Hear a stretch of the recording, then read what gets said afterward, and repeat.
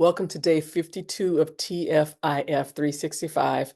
And today I want to address part of a conversation I had with my apprentice. A bit of a backstory. She's a young Black woman who's attempting to align her vocation, be that as an employee or an employer, with her personal core values and vision for the future.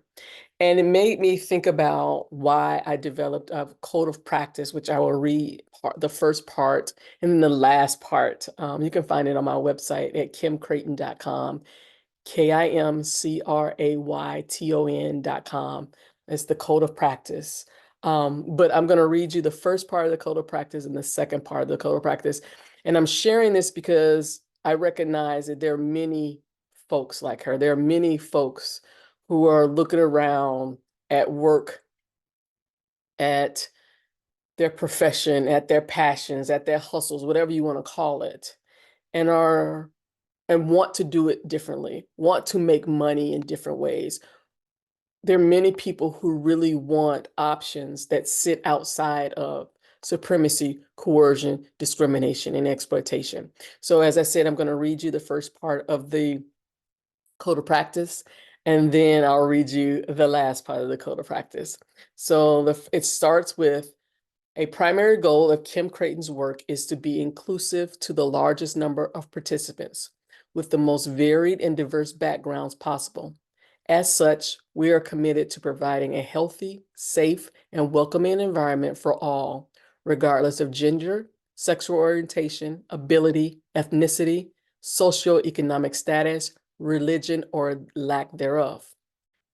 Business relationships are often grounded in systems, institutions, and policies designed to privilege the few at the expense of the many. Whiteness, regardless of the race of the parties, is often the default, and so are the politics and biases. Whiteness focuses on supremacy and extraction. By operating according to this code of practice, you and I are committing to doing business with each other in a different way, in a way that is supremacy, coercion, discrimination, and exploitation free. Operating according to the code of practice means aligning our conduct with the following profit without oppression guiding principles. And the guiding principles, I'll just briefly state here, I won't go into detail, but the guiding principles are: one, tech is not neutral, nor is it apolitical. Guiding principle 2, intention without an accurately informed strategy is chaos. Principle 3, lack of inclusion is a risk and increasingly a crisis management issue. And guiding principle number 4, we must always prioritize the most vulnerable.